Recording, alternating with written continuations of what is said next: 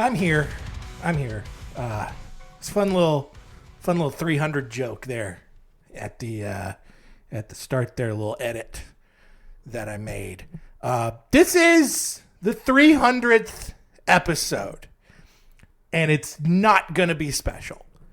I waited as long as I could, and I just could not find enough of a window in our busy schedule to be incredibly selfish and do something crazy, like mix a bunch of alcohol together or take a fistful of gummies or get some other different kind of substance. How responsible of me to not do that and instead break a tradition that I did twice and instead just do another episode completely sober, which is what I always do. But whatever, dude. And honestly, that's not even the biggest annoyance in my life right now. Just having two kids under 2. It sucks, man. And there's nothing.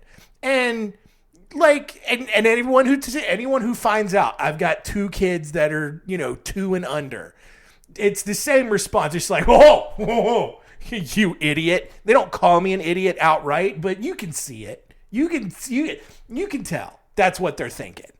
And they're right. What a dumb thing that I have done with my life, especially given a bunch of other circumstances going on around it. And I'm just not having fun being me right now. And it's one of those things where I think also, don't read into this a lot. Like, I'm also just at a point right now, at the time that I am recording this, which shall forever remain a mystery because a lot of certain people listen to this that would be affected by it.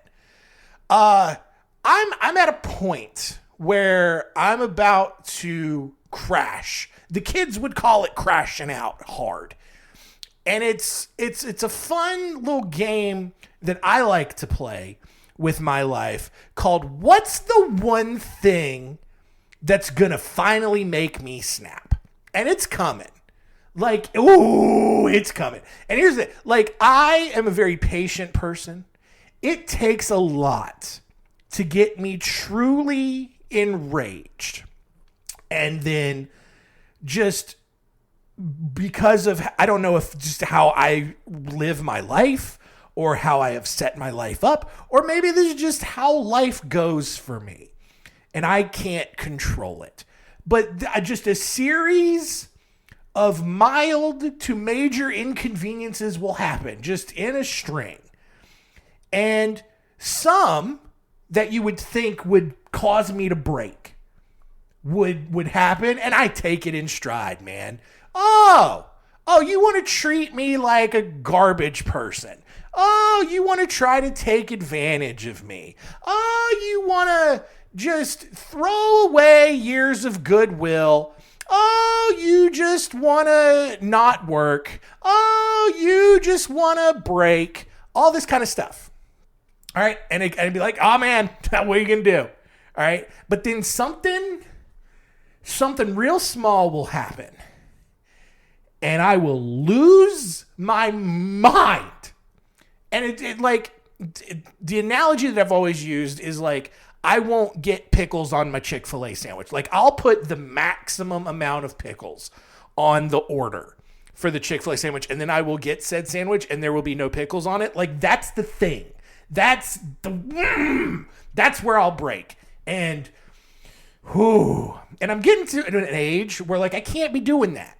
All right? Because the stress will cause so much pressure on my heart that it could kill me at this point. And so what do? Well, I got to go sit in my car and scream. I've done that a few times. It helps. It sucks for the next couple of days because my vocal cords have been ripped to shreds because I'm screaming, but it helps. And honestly, I think that's all I can do.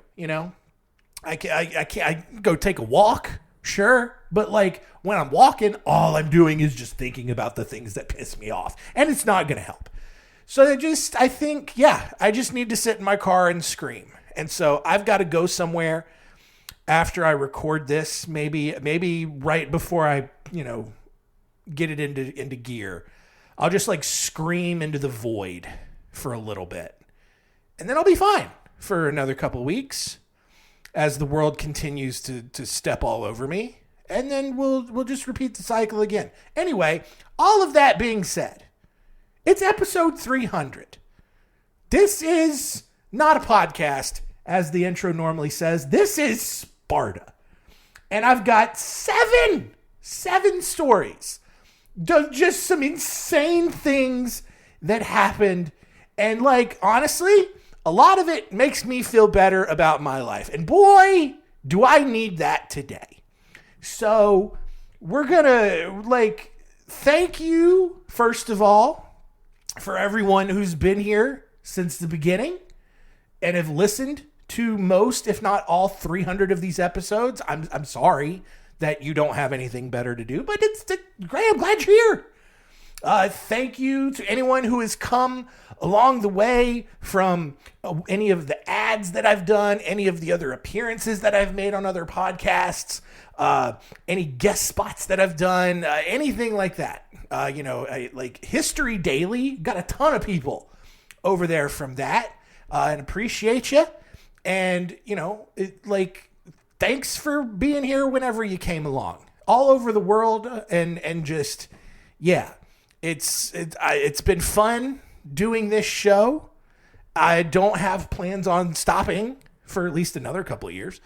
But it's been cool to watch this thing go. I'm not famous. I would think, here's the thing. This is how I know I'm autistic. Most people, given the small growth that this show has had, would have quit a long time ago. But to do this for 300 episodes and to still just now start cracking the threshold to where I can get ads on the show, that no neurotypical person would have kept this up. But this is my thing, man. This is my fixation. It's my hobby. It's my one of my few limited interests. And so that's what I'm going to keep doing it. But speaking of, if you've gotten some ads in your downloads this year, cool. I'm not sorry because it's 30 seconds. You can get over it. You can also skip it. That's what I do when other podcasts have ads on. I just pop, hit that 30-second skip, a couple times, and we're good. Just so you know, also, I'm not making any money off of it. All right. I have run ads for a lot of downloads on this side. You want to know how much? I'll be totally transparent with you. I've made $6.40 on ad revenue from this show. And that is not even enough to cover 1 month of the hosting payment to keep this show on all of the podcast platforms. So I'm still operating heavy in the red for this project, but it is what it is. That's all of that is to say, hey, thanks for still being here and still listening. All right. But let's get into these stories. 7 stories. All right. We're looking at, Daniel O'Brien, Leigh Van, Michael Riley, Otavio de Silva, 2 other stories from people who wish to remain anonymous, and you will see why. But then we will lead off with the story of Forthman Murph.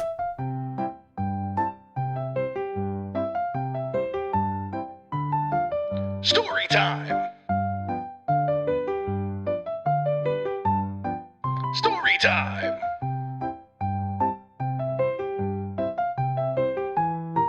Story time?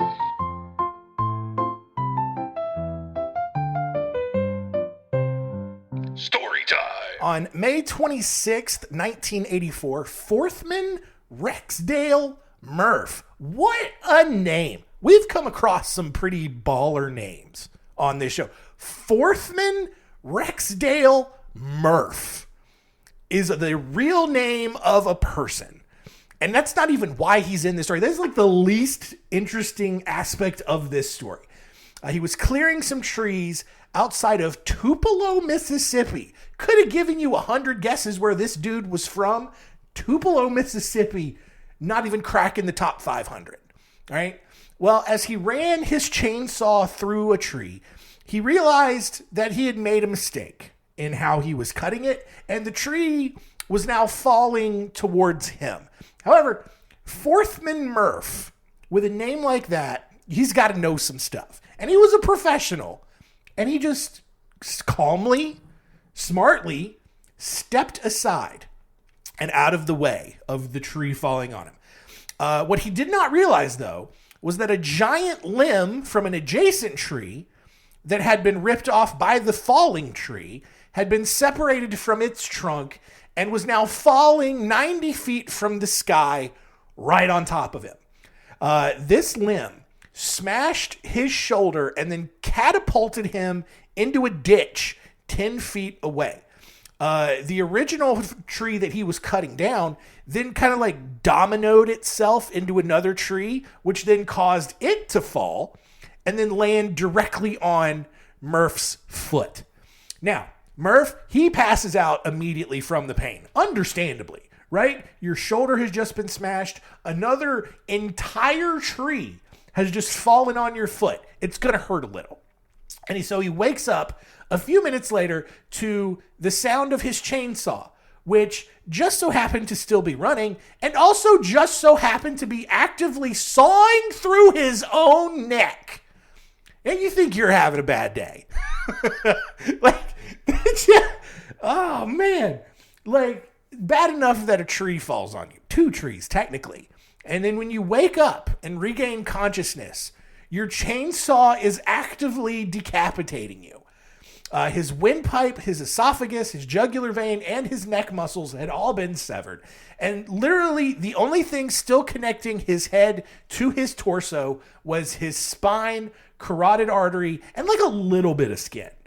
But Murph, he wasn't just about to lay there and die, all right? Like, there's a reason we're going to, like, anybody can get decapitated by their own chainsaw. That's not going to be interesting enough to make it to this show.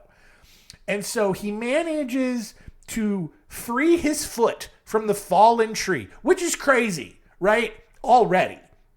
Like, he didn't just rip his foot off. He didn't take his chainsaw and saw his foot off. Instead, his head just kind of dangling there. He rips his foot out from under the tree and then hops 150 yards back to his truck while his partially severed head just kind of like rested on his shoulder.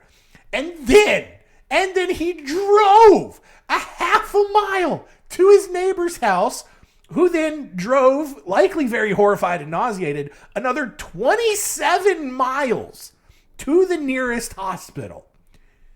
That's insane. Amazingly, Murph made a full recovery and lived another 19 years before dying in 2003 at the age of 92. So that means he was like 73 years old when all of this happened. That makes it even crazier.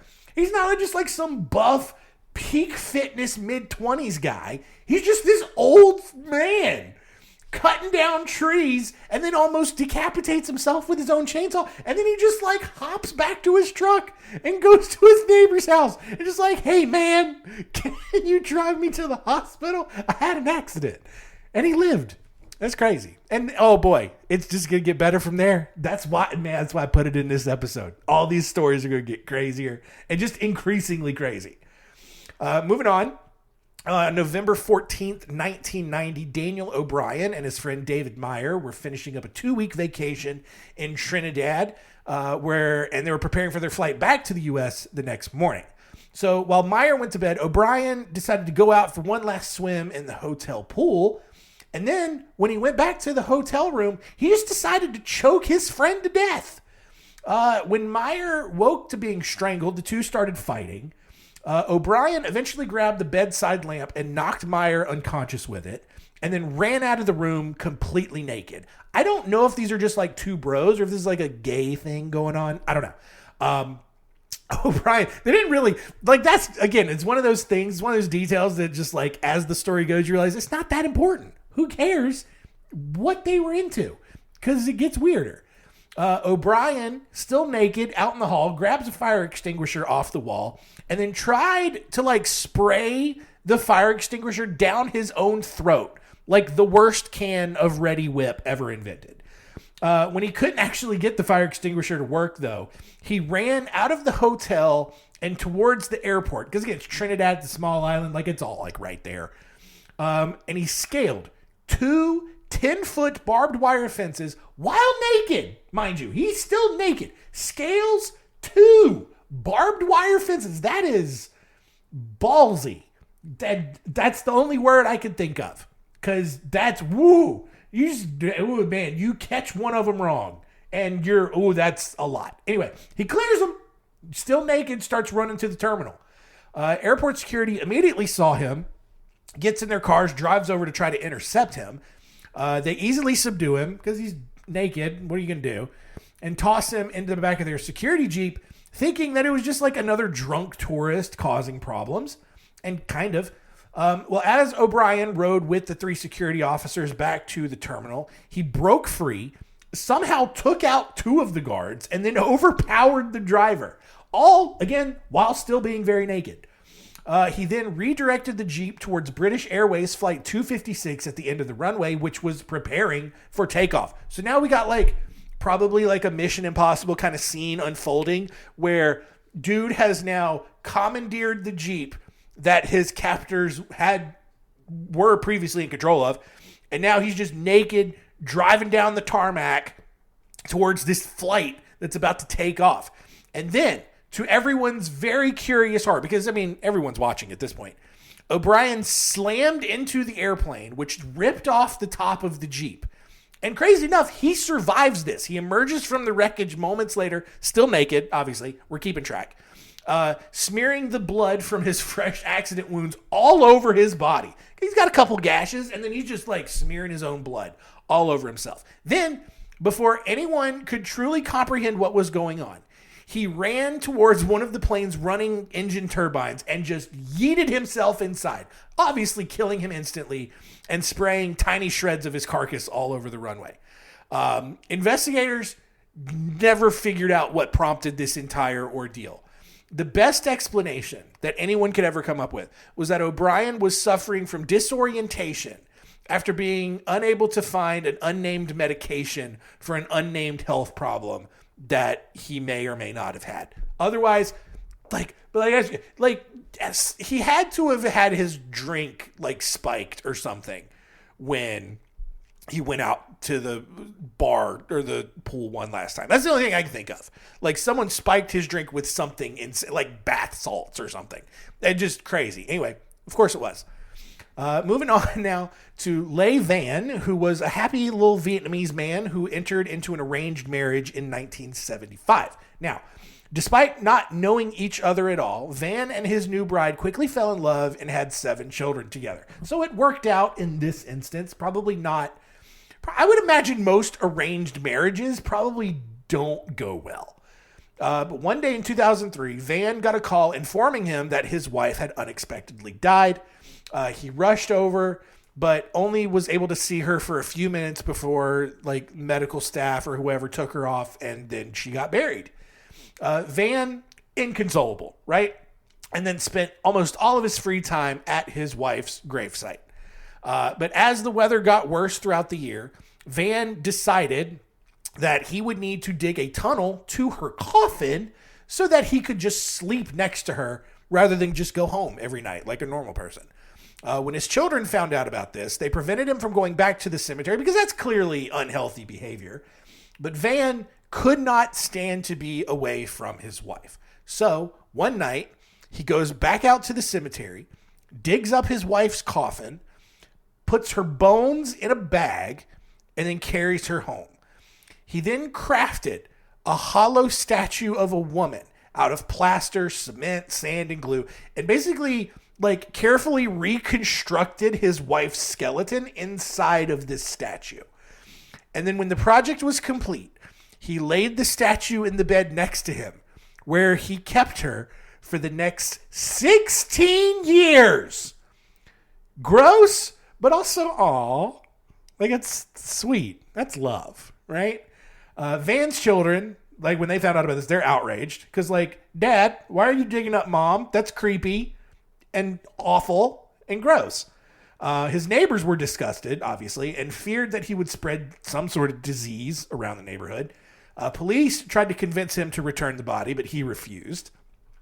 Each day, Van would change the statue's clothes, would give it baths, and do its makeup. Even after he became wheelchair bound in 2018, he continued to crawl into bed with his dead wife every single night. As far as I can tell, he kept doing it. I don't know if he's still alive or not, but he kept going. Anyway, this one, all right, we'll get a break right now from like the insane gore. This is just like a crazy story in and of itself. On March 14th, 2008, the Alabama Crimson Tide and the Mississippi State Bulldogs were playing in the second round of the Southeastern Conference's men's basketball tournament in Atlanta, Georgia. March Madness, fun time for everybody. All right. With 2 seconds left in the game, Alabama was down by 3 points.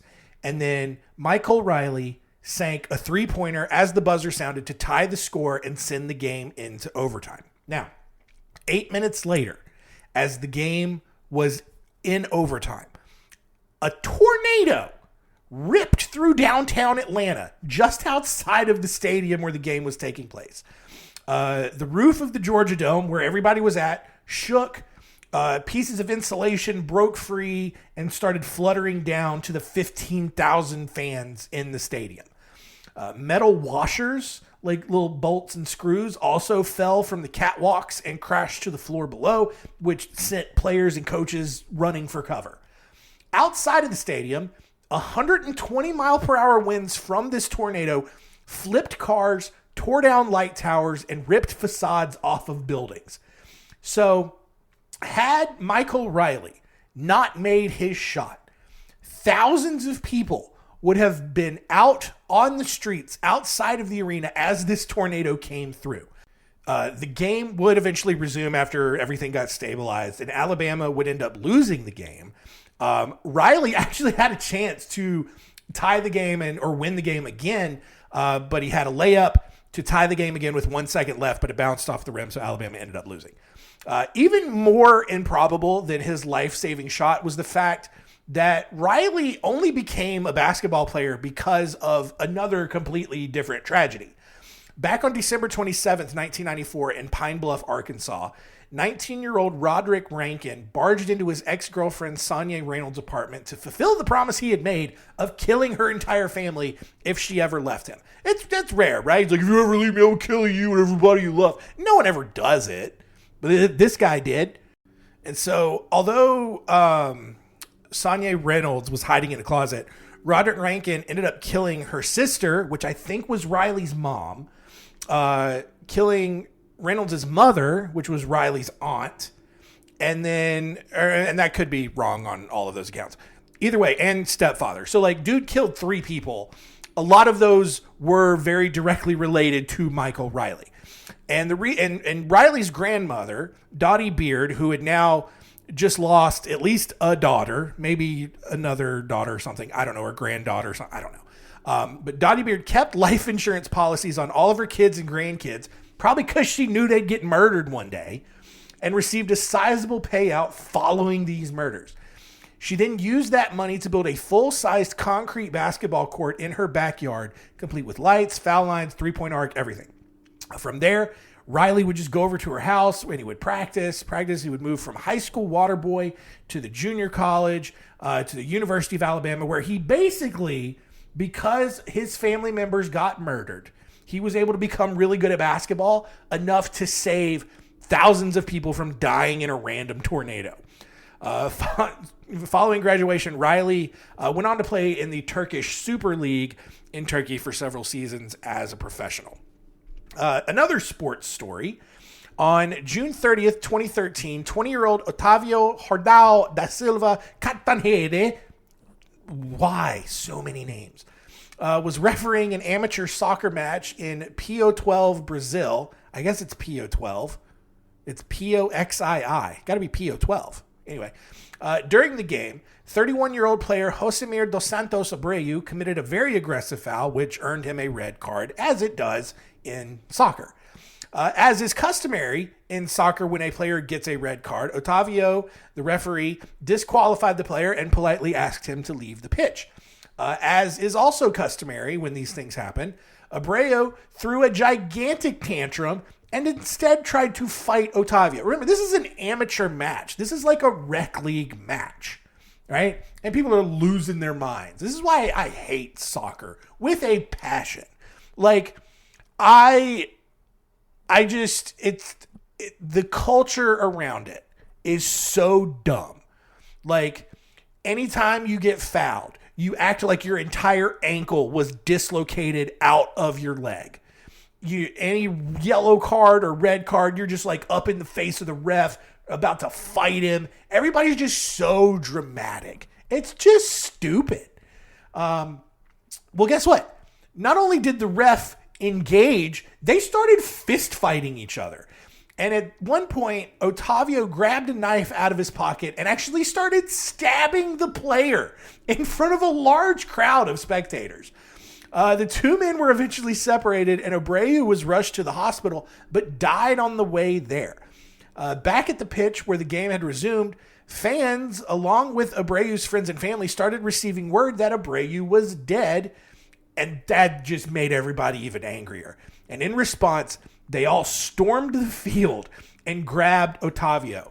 The angry mob then quickly tied him up and stoned him to death. In 2013, stoned him to death. And that's why I tell my wife I have no desire to ever go to South America. We're stoning people to death in 2013 in the age of Facebook? I don't think so. And that's not even all they did. They then hacked his body to pieces, decapitated him, and placed his head on a spike outside of the stadium. Footage of this can be found online if you look hard enough. Although one person was arrested, no one was ever formally charged with the murder because they were probably like, yeah, ref had it coming. But like, oh man, imagine if we did that to like football refs in America. Oh, God, it's great. That'd be so, I'm surprised, honestly, that like a ref doesn't just catch a blindside shoulder to the chest every now and then. You know, especially the umpire in the middle of the field making a bad call, and then just all of a sudden maybe a wide receiver just takes him out on the next route. Never happens, and I'm shocked at that. It's coming. We're getting more and more unhinged as a culture and as a society, thanks in a large part to the people that we elect. But that's another talking point for another day.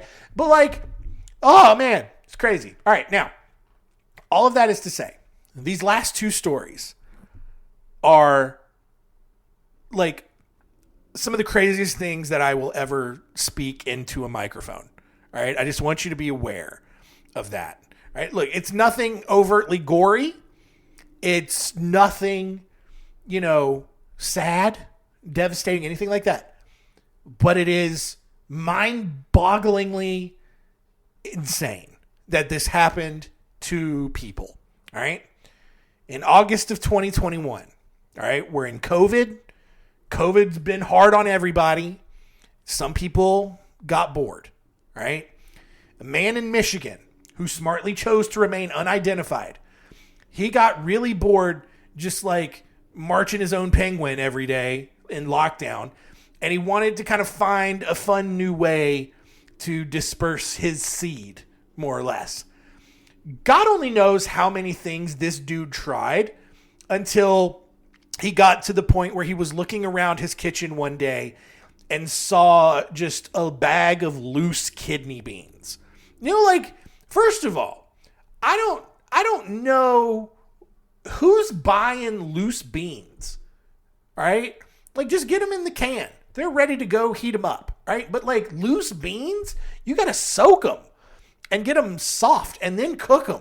And that takes a long time. But this dude, he just got loose kidney beans in his house and he sees the bag of them and then a light bulb goes off, all right?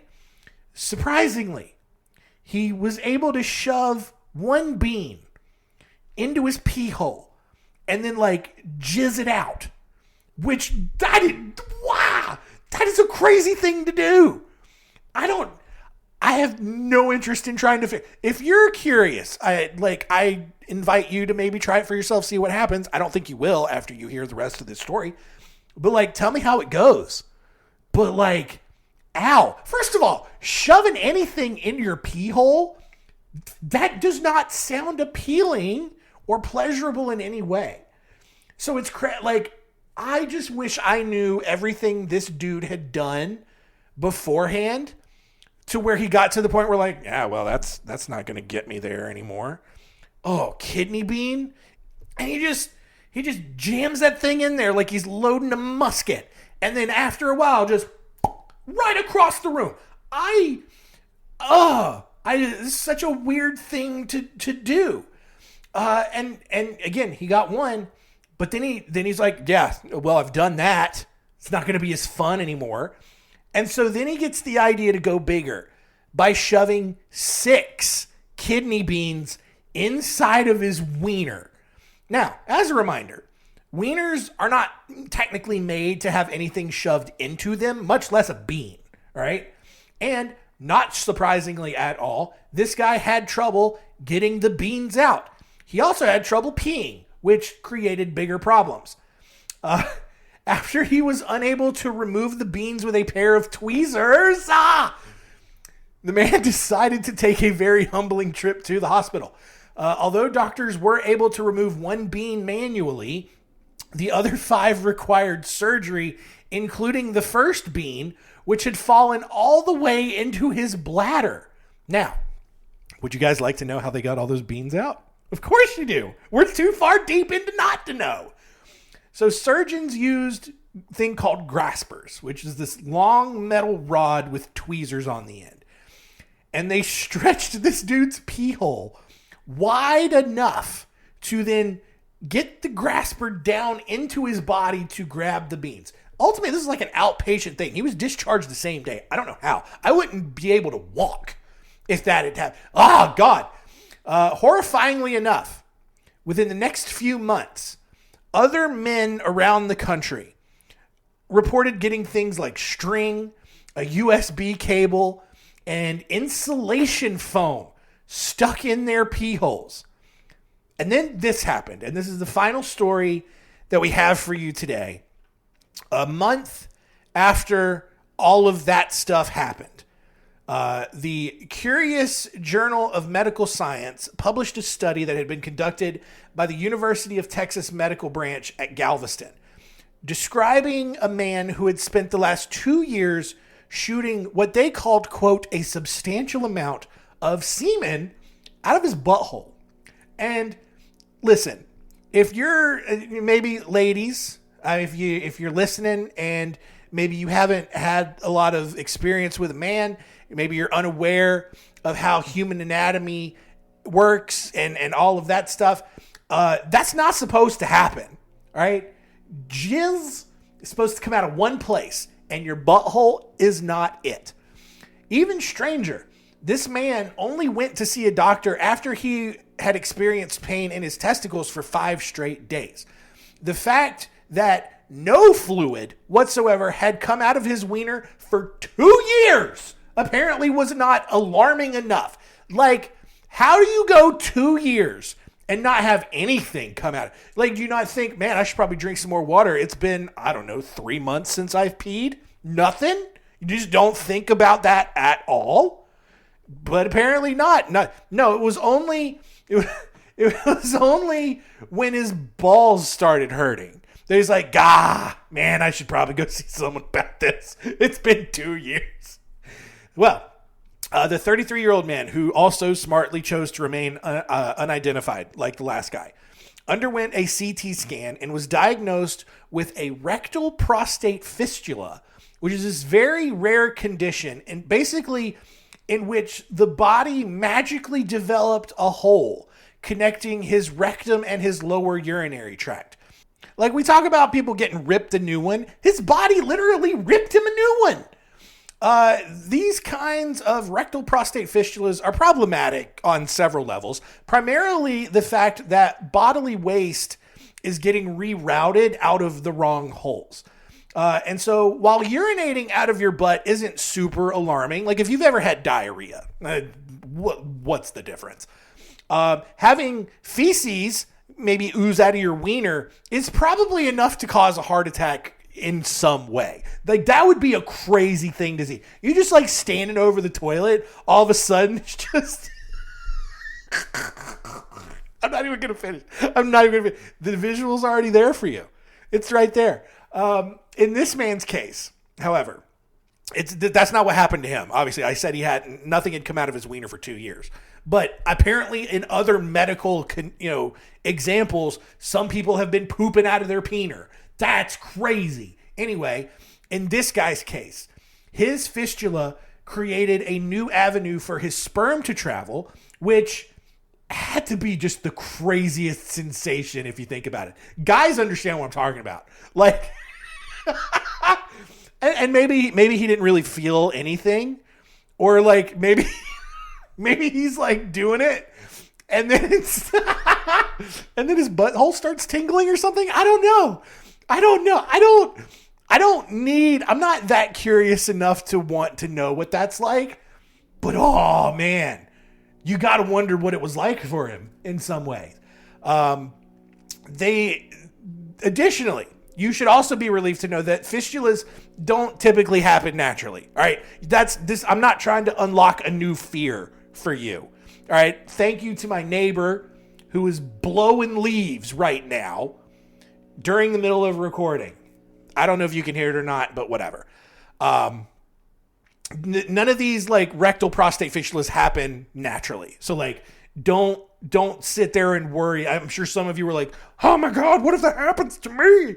It's not likely to happen to you. It's not a naturally occurring thing. It's almost always the result of like trauma, chronic infection, surgery, or cancer.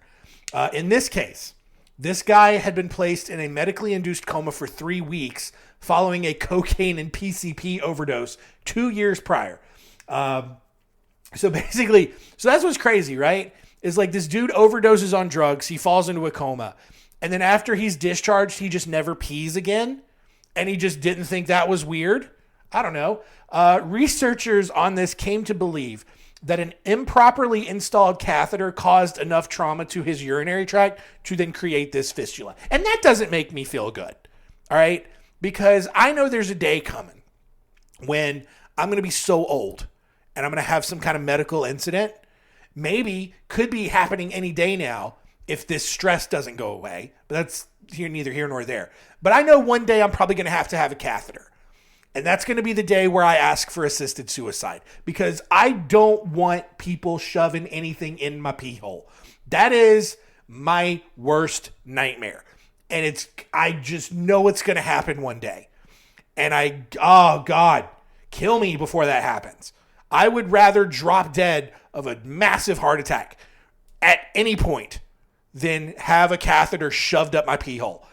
And to think that like some burned out nurse's aide, CNA, something like that, can just rip that thing up in there and cause even more trauma to where I jizz out of my butthole. Are you serious? That could happen. Guess what? Forget everything I said about how it probably won't happen to you. It could definitely happen to you. Oh boy. Oh God. I forgot how much I hated this story.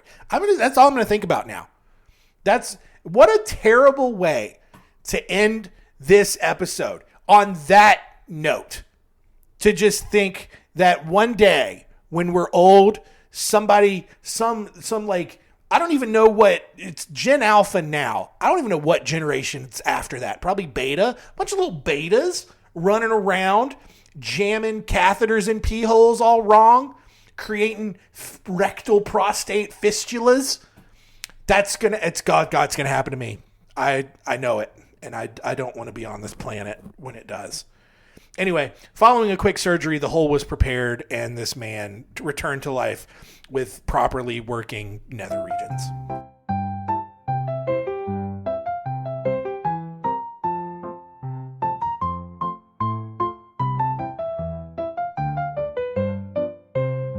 All done. Alrighty, episode 300 in the books.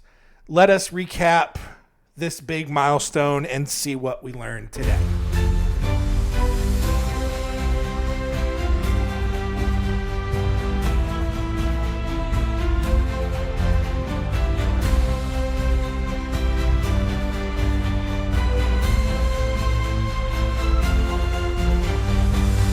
What did we learn? Number one, listen, I love my wife, but if she dies, I'm probably not gonna, I don't know that she would even want to be buried in a cemetery. She strikes me as like a cremation person, which, fine, that's good. Take the decision out of my hands in order to not end up like Leigh Van, who then dug his wife's body up and made a play. He's very similar to Carl Tanzler, who we talked about in one of the early episodes, who fell in love with this little Cuban girl, and then she died, obviously, and then he exhumed her corpse and was basically, that was closer to like a mummy thing because her body was not decomposed at all.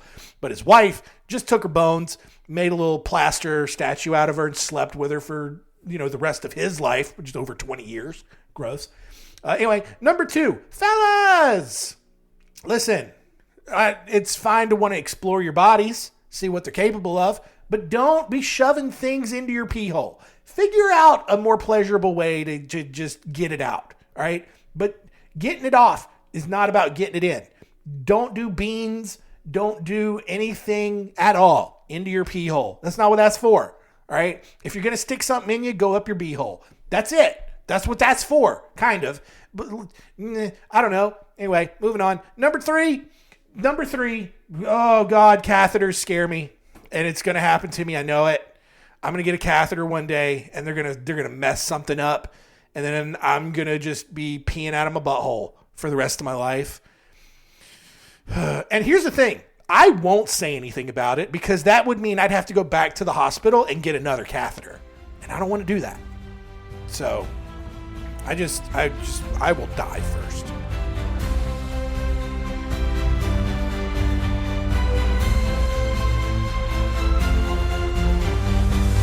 What did we learn? Next week on the show, we are looking at a very sad family. It's not going to be as insane of a story as next week. I just go ahead and get your hopes back down to a more respectable level now. We are looking at the story of the Stainer family. One kid kidnapped, the other one turned into a serial killer.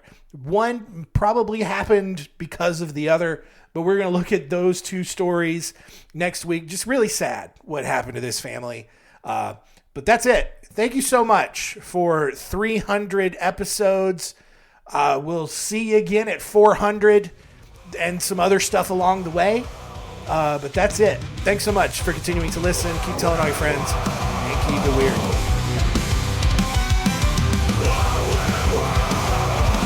This is a podcast